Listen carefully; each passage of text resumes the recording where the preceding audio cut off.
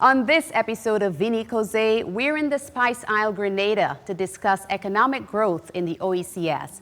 Despite encouraging tourism statistics from 2016, free movement of labor, and a stable currency, the region continues to struggle with high unemployment, poverty, rising death, and economic uncertainty. As regional governments try to diversify their economies and harmonize trade and fiscal policies, questions of equity and the capacity of those economies to deliver continued improvement in livelihoods linger. Today, we consider the economics of regional integration, the triumphs, the challenges, and the way forward. Vinny Causse. Come talk, come chat, come listen. Vinny Causse. Let's talk integration, one Oecs region. Antigua, Vinny Causse, Anguilla, Vinny Causse, BVI, Dominica, Vinny Causse. Hey, Grenada, Vinny Causse, St. Kitts, St. Lucia, St. Vincent, Montserrat, Martinique, Vinny Causse.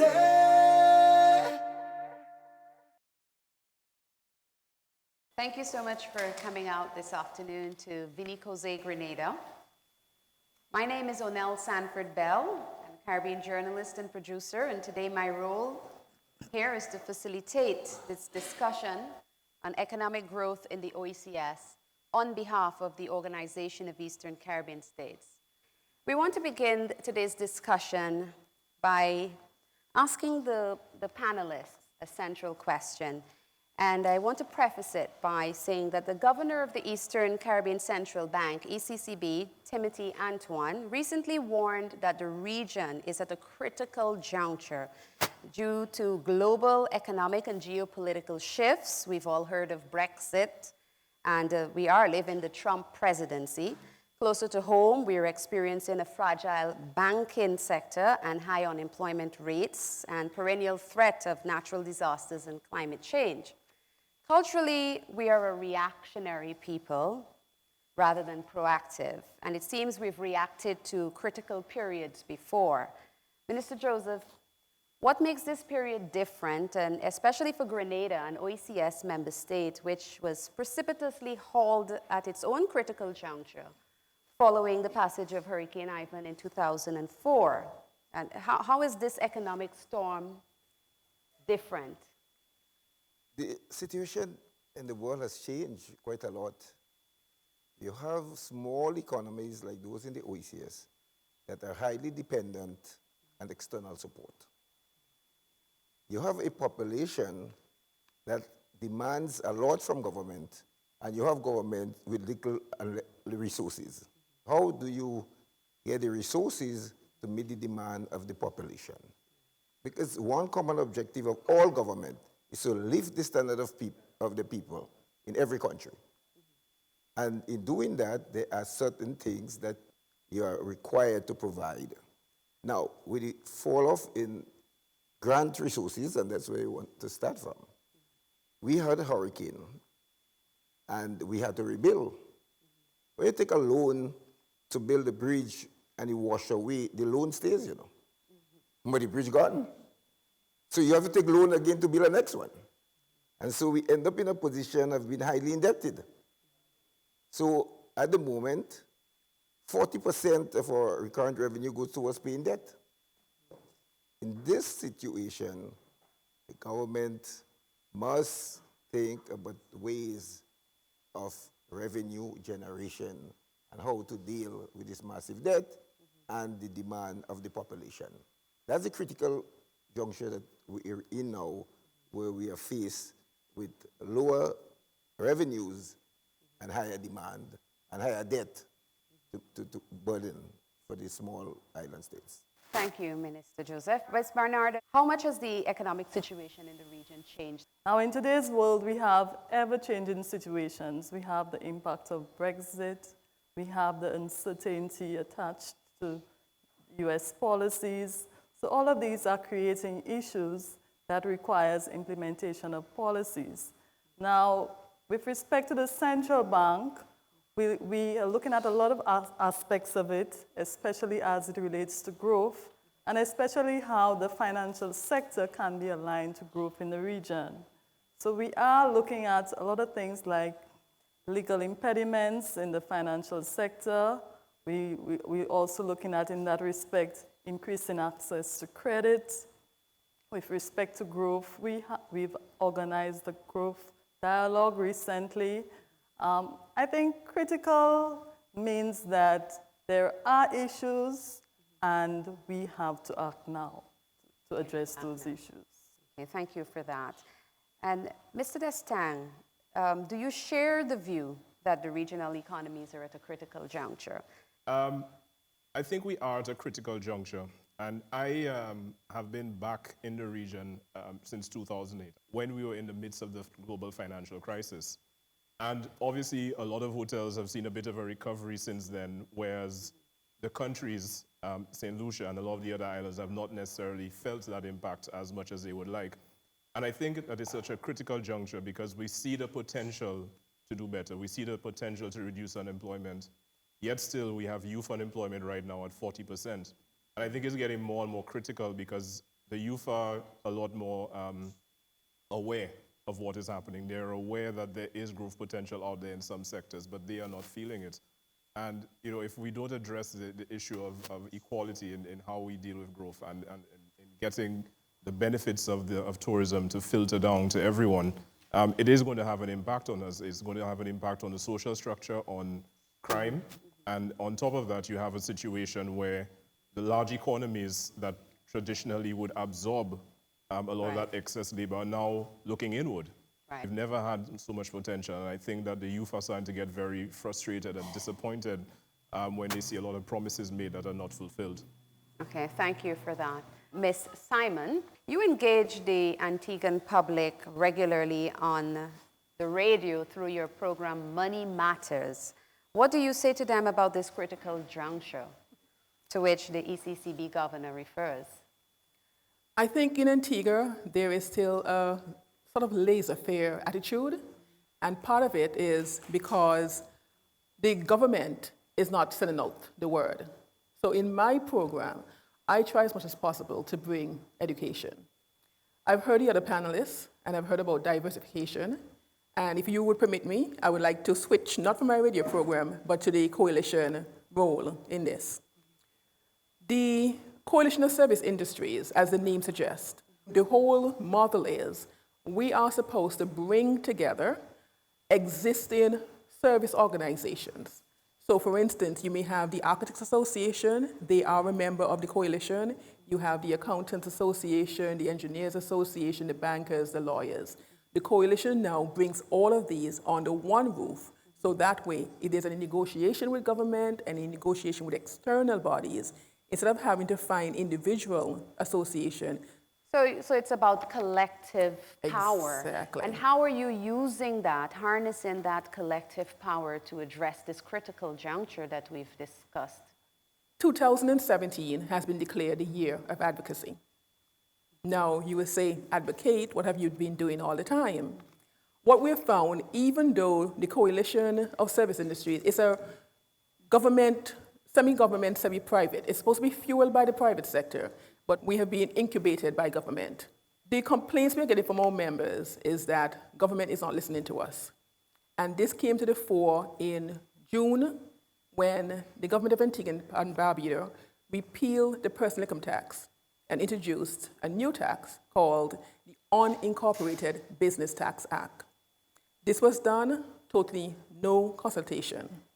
It affects small businesses more than anything else because larger businesses are incorporated. Okay.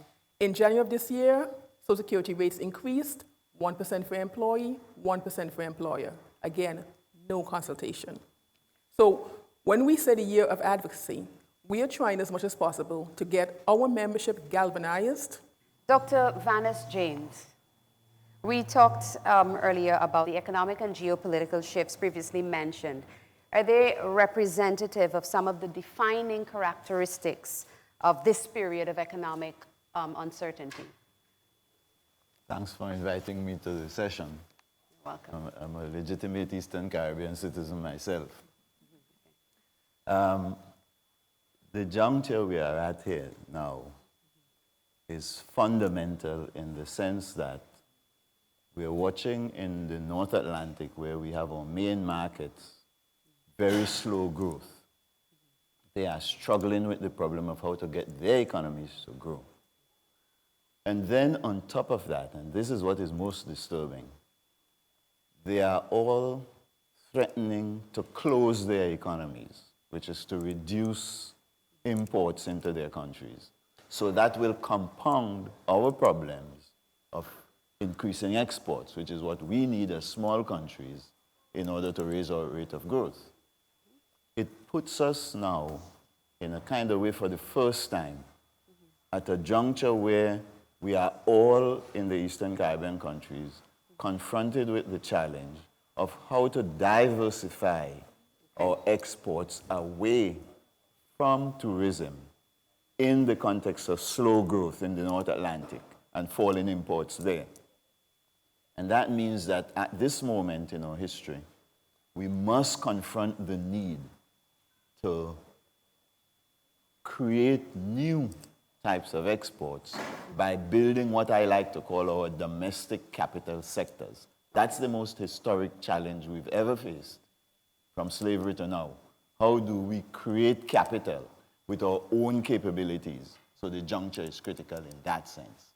And I hope we could face it with new thinking about how to grow our economies.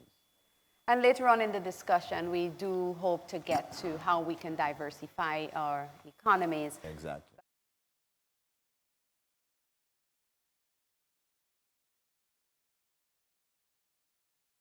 The theme of this forum is economic growth. And I think that we all agree that there has been some growth in the region.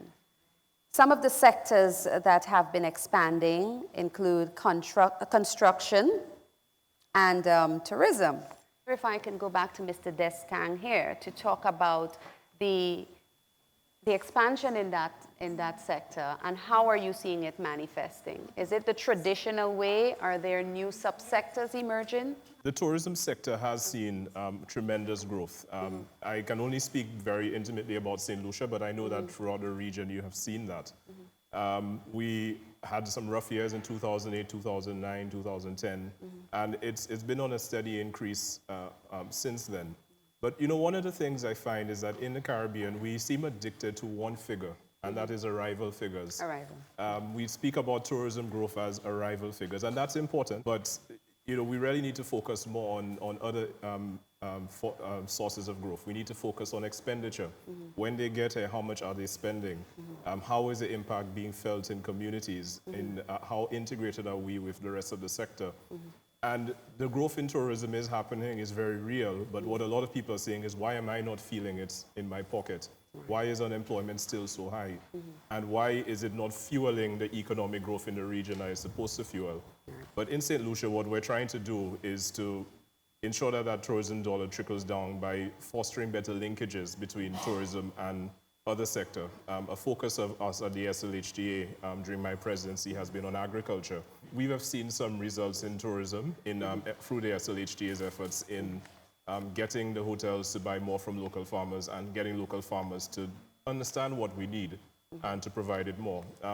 It's not a small opportunity. It's a multi-million-dollar opportunity in St. Lucia, and I suspect if you look around the OECS, there's probably a few $100 million on the table just from better integration with that sector.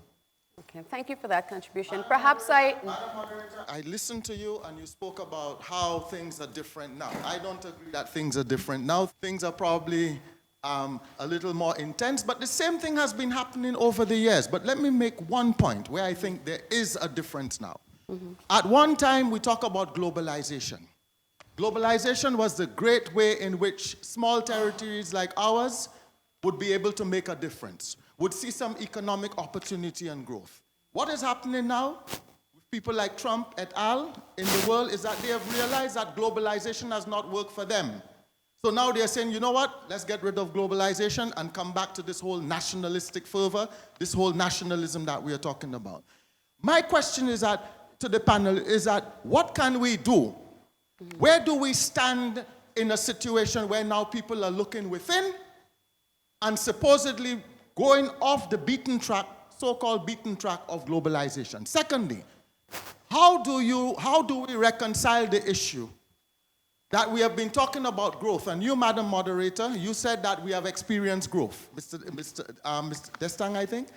Yes, also said we have experienced a measure of growth. Some people would say there has been a modicum of growth. My difficulty is the paradoxical situation we face, whereby, yes, you're experiencing some growth, but widening and deepening inequalities. In the first place, growth was supposed to have ensured that people who are of meager circumstances get a chance to come to the table and stop taking the crumbs.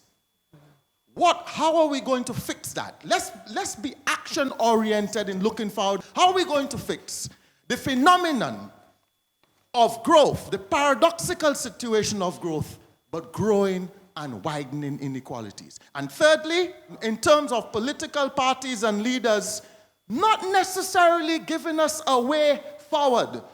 They're very risk-averse. They think about the next election. How are we going to move forward and look at those situations?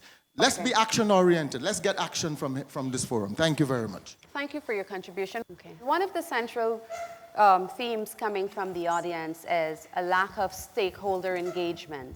And I was wondering if Dr. James can speak a little to that. Is there sufficient, from where you sit as a researcher, is that a huge problem in deciding policy? The particular patterns of participation in the society, right, in the political decisions, yes, are a huge problem. I agree completely with the gentleman on both points. The North Atlantic walked away from globalization when it wasn't working for them. The strategies of growth that we should have adopted before globalization are the same strategies of growth that we need to go to now. They are in the algebra of our history. And the key is simply this. We import most of the assets we use to produce. But if you want to engage the world, you have to build domestic capability to create taste in the world for the things you export, because we're small. Secondly, in order to build that sector, we have to confront the historical inequalities in the societies, including the unequal access to power. The people who get access to shape policy all across the Caribbean, including the Eastern Caribbean, are selected historical people who have had access and who have not invested well in our domestic capabilities. So what it means is we need to reform governance.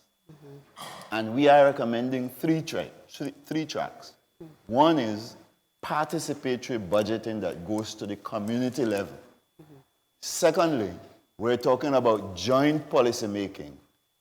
Do we have a mechanism in the Oecs through which citizens could place petitions before the legislature? That system of government in which more direct democracy is involved in our way of deciding is critical. That's missing. It's missing from all the Caribbean countries. And without it, without those reforms, as well as public expenditure reviewing, we're not going to be able to invest in the types of assets we need to engage the world. The dream is over. The minister said we depend on the government. To break that dependence, you have to change the structure of governance to put the emphasis on people responsibility. And these are the kind of discussions we want to have with government. I would tell you as well, we are reactionary. I think our greatest resource in the region is the human resource. People have bright ideas. The thing is that we need to have systems to bring those ideas across so that they can be implemented into policies. Thank you. We have an audience question. I need to address 2 points. But most of all, Dr. James's point on participatory budgeting and joint policy making and petition of government, which I would call lobbying of government. The points you made cannot exist without local government. What does local government do? It gives the people in the grassroots the opportunity to say what they want, how they want it, and when they want it. It also gives the people the opportunity to have a direct participation in government, which is your local councillor. We don't have that in Grenada. We have what we call, what I would call market square politics, where politicians stand up just before election and they preach at people and tell them promises that never fulfill. So what I'm saying is this, Minister, to you, we have citizenship by investment. What do we negotiate for? When we do invest, we invest for the good of the people. Schools, library, training, hospital, doctors, medicine, the road. That's how government negotiate, not high brick wall buildings with gated communities that our people cannot access. It's called investment in the people, not in concrete. Thank you. Thank you for your contribution.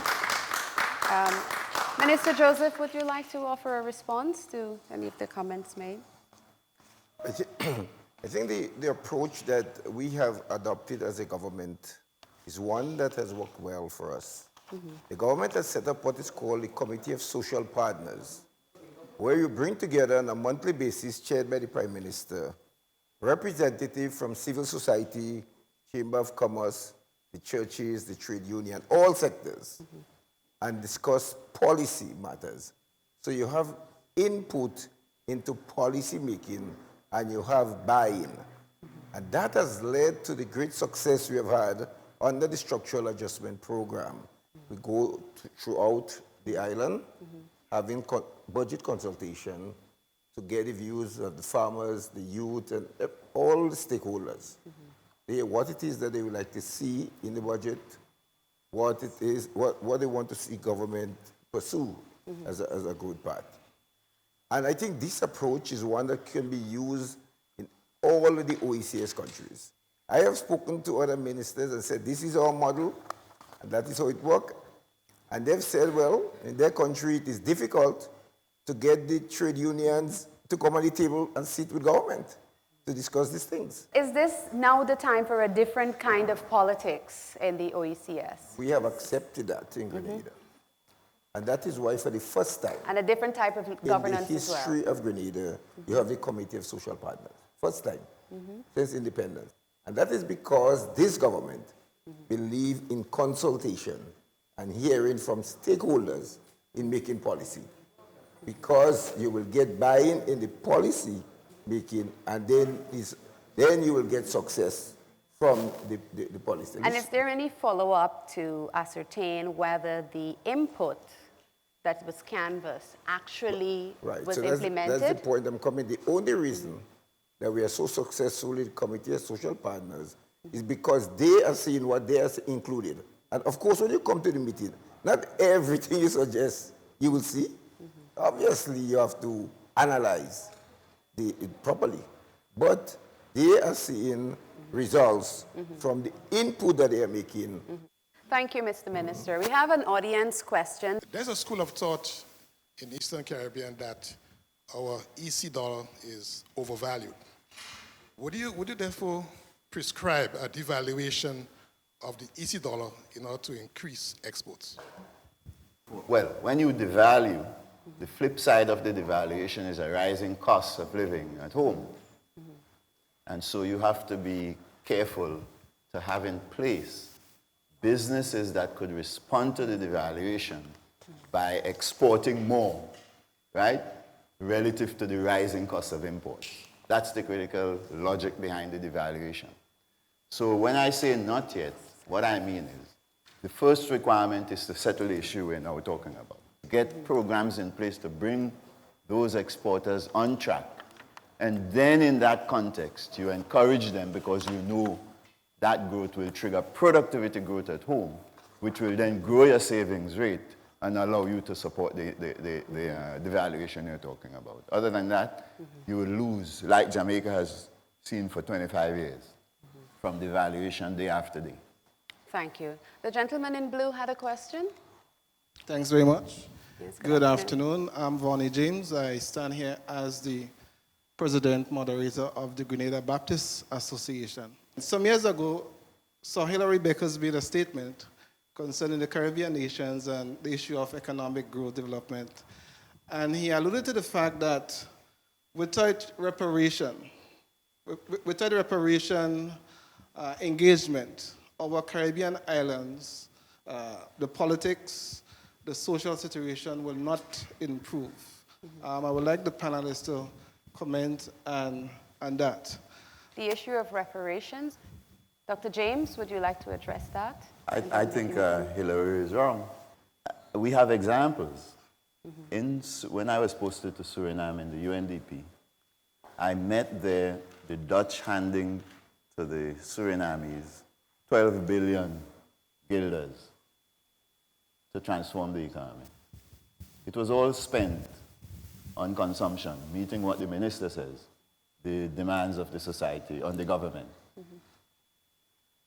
And today, Suriname is just as untransformed as any of the rest of us.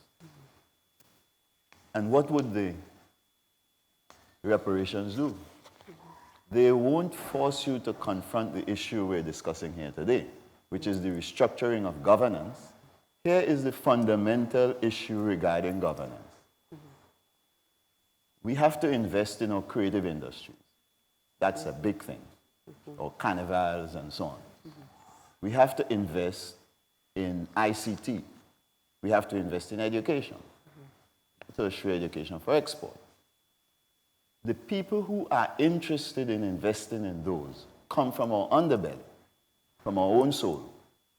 The creative industries emerged out of our ghettos. Those people who are interested in creating far more productive industries than tourism will ever be also have very little assets, including very little access to power. So if we don't reform government, we won't put policies in place because they are not there at the table to define those policies. What it means is something like financial inclusion, which you need to bring credit to them to deal with the fact that they don't have land. Okay. We face it around the region, we inherited it. Right. So the solution to that is to put financial inclusion programs in place that would allow us to steer credit to those types of investors. That credit must rest, of course, on proper measurement of the intellectual property and stuff like that. Reparations will not help you to confront that responsibility we have to confront our history and fix ourselves. That's why I think Hillary is wrong. Thank you for that response. I wanted to quote some unemployment statistics because, Mr. Minister, we're hearing about all the things that government is doing for their people. Yet still we have 1 in 4 young people are unemployed in the Caribbean compared to 2 in every 25 adults. Unemployment among young women is at 30% as compared to 20% of young men. And overall unemployment in the Oecs is 15%. In Antigua, unemployment is at 20%, youth unemployment 50%. Sounds as though we need to create some new avenues in a more radical way than what has been happening over the years. So, in small island states like the Oecs, over the years, traditionally, people look for a government job. So everybody wants to work with the government. Then you reach to the stage where the government do not have the revenue to meet its expenditure, to pay everybody. So you have oversized public service. And we have said, well, we cannot continue with this model. We will give incentives to the private sector and let the private sector invest. And let us try to attract foreign direct investment so that the private sector would create the jobs that government can no longer continue to do. And we have invested heavily on training. We spent $30 million last year on training of young people. We train people in various skills. We get them CVQ certified. Okay. So we are preparing the people for the job opportunities that will come. In spite of all of the foreign direct investment, the boom that tourism has experienced, we still have 40% youth unemployment. Well, there's clearly a need for something different to be done. Right. So I'm saying government is not the one to create the jobs. So therefore we are saying in diversifying the economy. So Grenada, we've just completed, ECLAC has just done a study, which I asked them to do, to look at non-tourism services sector and tell us the opportunities that lie there, whether it's yachting or other areas, and what are the skills that are needed there so that we can prepare our people for these areas of work. So it has to be a private sector-led charge. Private sector-led growth. Yes. Yeah. I want to make a point. When the Antigua government decided they need to diversify from tourism, one of the things we went into was call centers that supported online gambling. And most persons know we have a WTO ruling because the US now came and said, oh, your online gambling is illegal, you are promoting terrorism. WTO ruled in our favor, $8.1 million US, for which we have not gotten a cent. I am going to be controversial as well. We arrest, prosecute, and imprison persons for 1 gram of marijuana, and the United States has legalized it and is making millions of dollars off of marijuana. And those are some of the things that we suffer. Services, according to the statistics that are available, account for 90% of the GDP in Antigua. Unfortunately, what happens, because tourism is a major part of that, about 60 to 70% of that, the concessions are normally tailored to tourist-related activity, and the rest of the service sector gets extremely a small portion of it. Right. So we are trying to advocate to the government that we all have a contribution to make.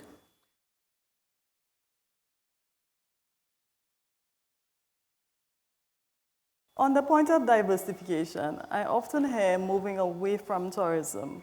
While I agree with that there are other sectors in the economy that could be focused on, like agro-processing, ICT, I think we also need to think of diversifying within tourism as well.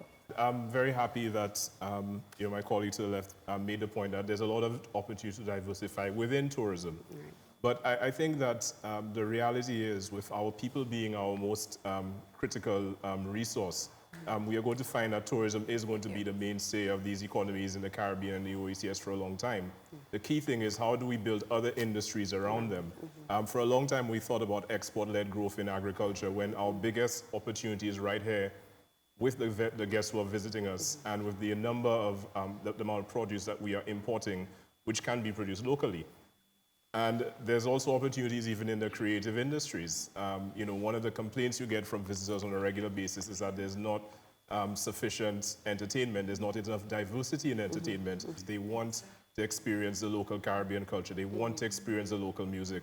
When they approach on the beach to buy crafts, they know what is made in China and what's really made in the Caribbean. Right. So there's plenty of opportunity there. But you can't take that too far, because if you look at agriculture, the unit costs, because we are so small and the technologies we use are so quasi-primitive, the unit costs you achieve in any form of agriculture, including the old-time nutmeg and so on, is pretty high and is not competitive when you compare even with our neighbors in Central America.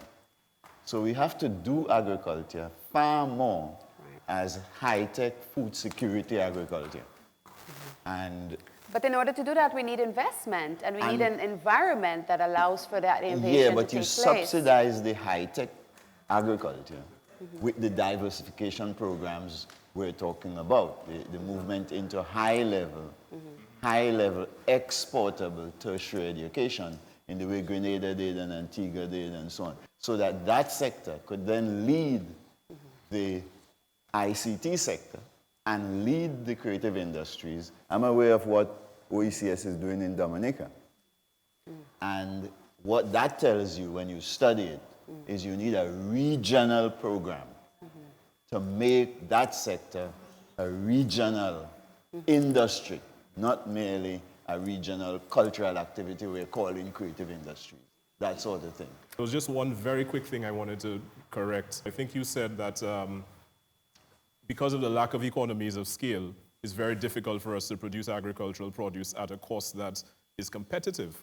But we actually saw a very different situation in St. Lucia. I think you have to pick and choose the items. We actually found that key items such as tomatoes and pineapples and watermelon and cantaloupe that the hotels use in large quantities were actually produced locally at a cheaper price and at a better quality than what was being imported. We have an audience question. The OECS is a facilitator, and we have been facilitating over the years the creative industry. We have in Dominica, it's based in Dominica, our competitive business unit. And there is a specific desk for the creative industry that provides various types of support, training, support in terms of getting product services to market.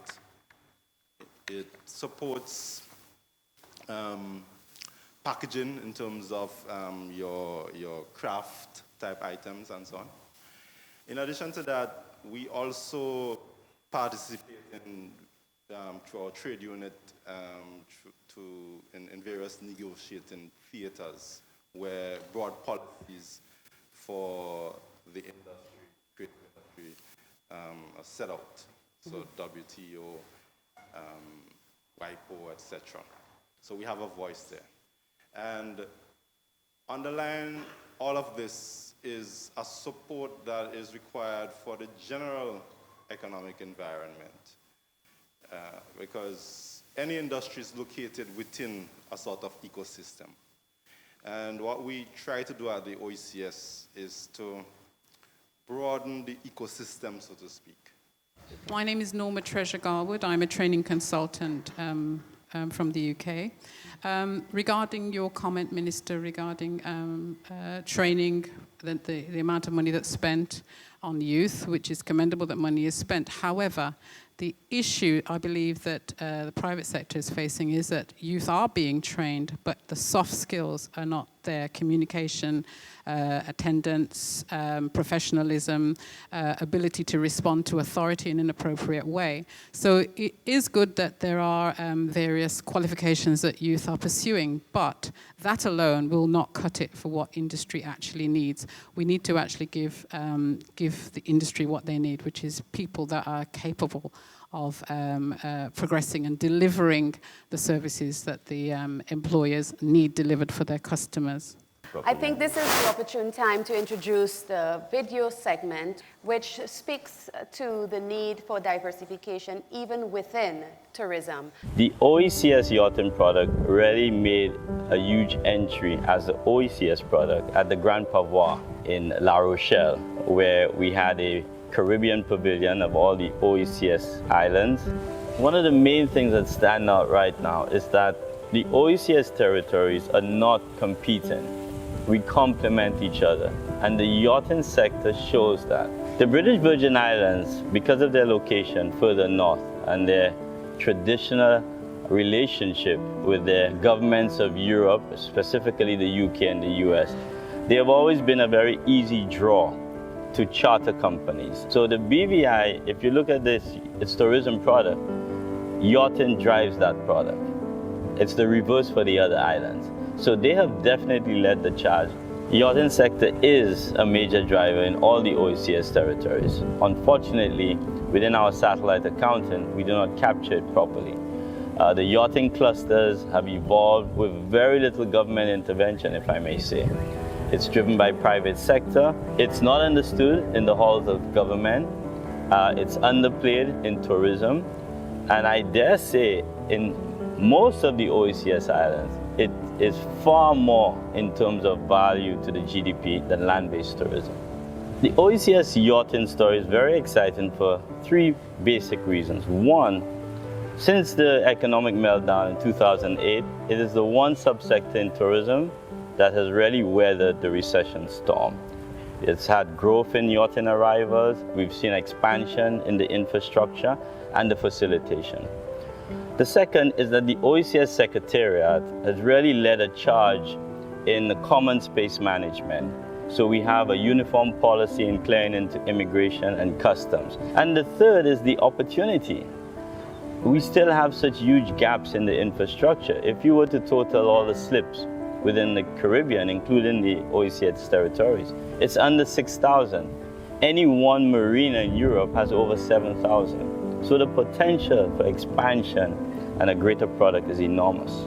A paradigm shift is needed in that the bureaucracy, the decision makers need to understand the product.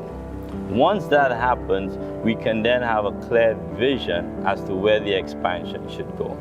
The expansion need not only be pouring concrete and building slips. It needs to be skill sets, service-oriented. We, as a destination, OECS and Yachting, can become the Monaco of this part of the world. We have the biggest sailing playground in the Americas. We have the most studied marine park in St. Lucia. We have volcanoes. Each island has a rum. I can go on and on. We have all these unique attributes that appeal to adventure sailing. We need 1% passion and 99% perspiration to maximize this yachting product within the OECS, to roll up our sleeves and get it done. We must remove the bureaucracy. We must enhance the arrival and have uniformity, have user-friendly processes in all the islands. And once we do that, the invisible hand will do the rest. And I thank Mr. Didier, a regional maritime consultant, for the contribution. Is the yachting industry in the region, Mr. Minister, undercapitalized, undervalued, and misunderstood, as Mr. Didier suggested? All of the above. Okay. The thing is, because it's a new area, we need to train people to get jobs in the yachting sector. And when you're talking about diversification, you need to have a good understanding of the sector that you're getting involved in. What are the requirements? So that you can train your people, that you can give the correct incentives to attract the yachts to come here, because you're competing with a lot of other countries. That is one of the areas that we have said as a government that we will invest in, provide incentives into, so that we can see a better return from jobs being created in the yachting sector. We continue to hear about the need for consultation, participation. Now we're hearing for more analysis and research, and I want to give Ms. Barnard an opportunity to talk about that, the need for more research-based decisions in our Caribbean society, especially in the OECS. Definitely, Unel, we need that. And research is important, but before you do the research, you also need the data as well. So what the video showed was that the yachting sector is doing well, but we also need the data to understand the current situation with the sector, to understand its economic impact. Because at the end of the day, what Mr. Cuthbert Didier asked for was for a vision for the sector, to really, put it at a point where it could take advantage of the opportunities out there, it could respond to the threats. That vision has to be informed by data and research. And what we find here is that we're discussing a number of things, like unemployment, inequity in society, poverty, but we don't have current data to guide the policies on these things. So we've made strides with the data, especially as it relates to things like tourism, gross domestic product and other areas, but we still have a long way to go. And it's important that we undertake, those surveys, labor force surveys, more frequently to understand what we are dealing with, so that we could design policies to alleviate those issues. When I listened to Didier on the yachting sector, his point was it was private sector driven. Antigua is not as far behind with yachting, because I think next month we celebrate the 60th anniversary of our Antigua Sailing Week. Just a quick recommendation regarding extending on what the gentleman mentioned previously, as well as this gentleman. I think one of the issues that we need to start having a more centralized database regarding OECS, CARICOM, etc., where we have positions, we have for youth who want to leave possibly Grenada and get other experiences outside of Grenada. So that's something I definitely would like to see. We have a central job listing. Also, for business people, like the gentleman said, it's quicker for him to find somebody to do what he wants to do outside of the region than within the region. And I understand that we have legal constraints, especially taxes, etc. This is the field that I'm in, so I understand the legal component. But there are things that we can do right now that doesn't require something that needs to get approved from cabinet. Just small steps, but something. I think the main impediments to growth in tourism and in the private sector is not whether this sector gets incentives or that sector gets incentives or the amount, the value of the incentives. It's really the ease of doing business. And I think if you ask a lot of us, if we had a choice between more incentives and better ease of doing business, we would choose ease of doing business 9 times out of 10. And I understand that there may be some legislative impediments, but truth be told, I think a lot of the impediments are more mental. When you have to deal with 6 different agencies and you're not sure which one you have to deal with just to get one thing approved. When you send in everything that's required and then someone takes 2 months to approve something that if you speak to the right person or have a relative or someone who knows someone, you can get it in 1 day. You don't need to change laws, in my opinion, to change these things. You just need to change the work ethics and how can I put it, the attitude, the culture. Ease of doing business in the region. Mr. Minister, are there some things that we can address now with just willpower that can improve facilitation and make the environment a little more user-friendly for the domestic good of our populations? Yeah, we have placed a lot of emphasis on the ease of doing business. Most of it have to do with legislation that we have on the books that we need to change. So we have been making incremental changes that in the last 4 years, while our business ranking did not go up, the number of businesses that we were able to attract went up exponentially because the business investors not only looking at the business ranking, they are looking at a lot of other factors. And so we have seen growth, but in the doing business ranking, we have to look at it holistically. Were you talking more along the lines of foreign direct investment or local investment? Because I think that is what we're hearing from here. The people want opportunities to empower themselves, to create opportunities, employment for them, create opportunities for growth, for social mobility. Right. So you have a financial system in place in the banks where you must have security, collateral. So if you're a poor man, where is the poor man getting land to bring to the bank? But you want land as the security? So what the government had to do, this government had to do, was to put money in a small business development fund to allow poor people to access the fund in order to do their investment, in order to do simple poultry and hairdressing and retail shops. And because of that, we have seen a growth in the small business sector. As we wrap up the conversation, what is needed to address the people and their sense of security as we move forward? What is needed? Politicians like the minister have to dig deep and see if they could come up with the conception of governance that will make the citizen feel they own the country.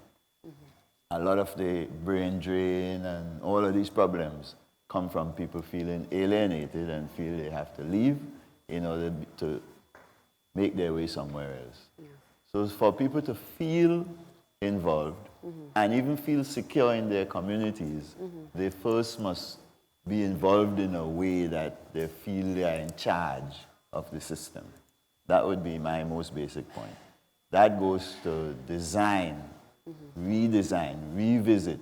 What's the relevant role of the executive, right? What's the mechanism by which the citizen who is concerned, who who want to help? That would be my basic answer to that question. But I think it's important that we think of being an informed society. I would like to ask Ms. Bernard about some of the ideas that came out of the ECCB-hosted growth dialogue. What are some of the plans to assist with growth moving forward? It was more or less agreement on the issues as it relates to growth, so that all of those issues could be compiled into an action plan that will be implemented in the next 2 to 3 years. Some of the ideas that came across were related to the issues that we discussed. One of them was more or less encouraging our countries to be at least in the first 50 in terms of the ranking for the World Bank doing business. Another idea also was that there should be a forging of public and private sector partnerships. And the issue of education also came up, where we need to reinvent, refine, remodel our education system so that, the skills that have been demanded out there are really being developed. And Mr. Minister, as we are in Grenada, you are our host, and we'd like to honor you with the final comment from the panel. I think discussion like this is very useful because what we need really to change society is creative thinking, new ideas. Too many times, all we hear about the problem. And these are the problems that we hear over and over and over. How would you play your part in helping change? Government alone can't change anything. So it's good that we get some ideas to work with. And that's why I like the idea of having consultation. So what we'll see coming out of this OECS forum is not that we'll have it, videotape it, play it. Where is the policy action? You must come out here with some recommendation for policy, for action that will lead to change. And that is how you will measure the success of these forums. Not by putting it on a video and playing it, but by showing that you submit it to governments and see from these forums, that is what the people recommended. And we would like you to take it on board. And then monitor it. One of the weaknesses in the system is monitoring and evaluating. And so I'd like to see that put in as a system of monitoring and evaluating to measure our success and the success of this forum. So once again, I thank you for coming to Grenada. Thank you, and I'm happy and pleased to let you know that that is one of the objectives of Unicose. It's really about canvassing ideas, feedback, and using this information to inform policy moving forward. I would like to use this opportunity to thank the Organization of Eastern Caribbean States under the leadership of Dr. Didacus Jules for making this platform available to the citizens across the OECS.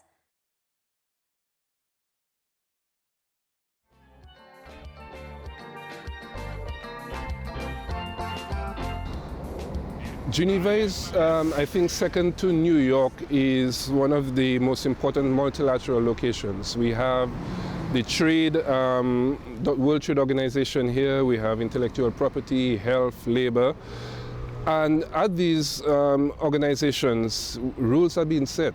Members are discussing and negotiating the architecture of global governance on trade, on health, on IP.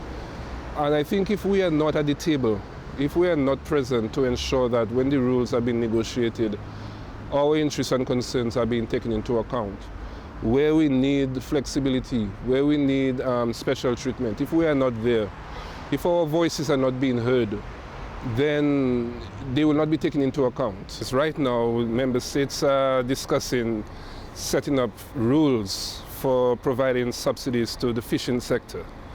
And the issue is to address the problem of overfishing and overcapacity.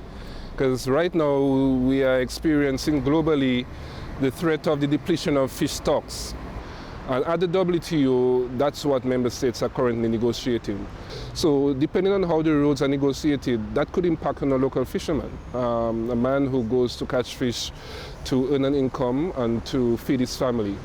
And so one of the issues for the OECS is to ensure that while we discuss these fisheries subsidies rules, we are not going to prevent governments in the OECS from continuing to be able to support the fishing sector, to provide the support that they need to our local fishermen, but also to be able to grow the fishing sector so that, fishing is a potential area for exports. Member states come together with shared perspectives and shared interests and speak as one voice.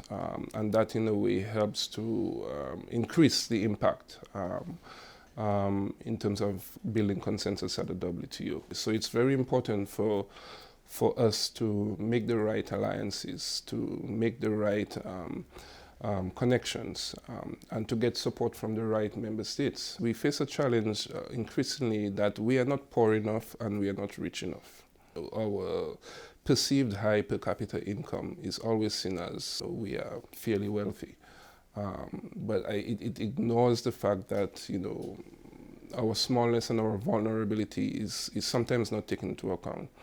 So a rules-based system at the multilateral level provides the sort of insurance that member states, countries globally are not doing what they want. They are not just imposing tariffs or imposing restrictions on trade.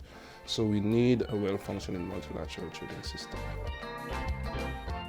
We have to, at the OECS level, ensure that we continue our regional integration process, inject our voices into the coalition and alliances that we have here in Geneva and elsewhere.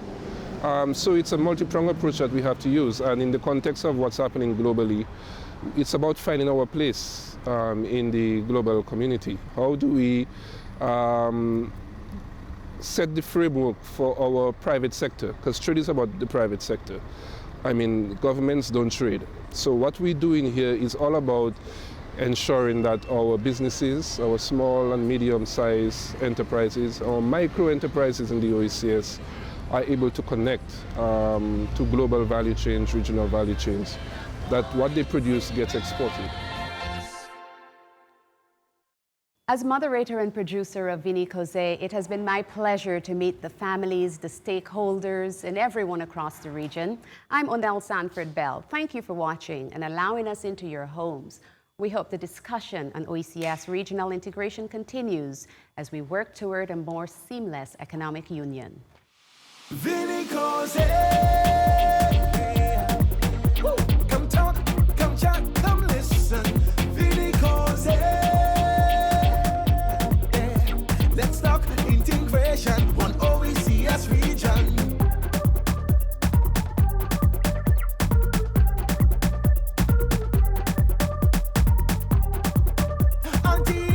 Vini Causse, Anguilla, Vini Causse, BV, Dominica, Vini Causse, hey, Grenada, Vini Causse, St. Kitts, St. Lucia, St. Vincent, Montserrat, Martinique, Vini Causse. The OECS Public Education Forum Series, Vini Causse. Come chat to us, come talk to us, we're listening. Vini Causse is brought to you by the OECS 10th EDF Economic Integration and Trade of the OECS Region Project. Vini Causse.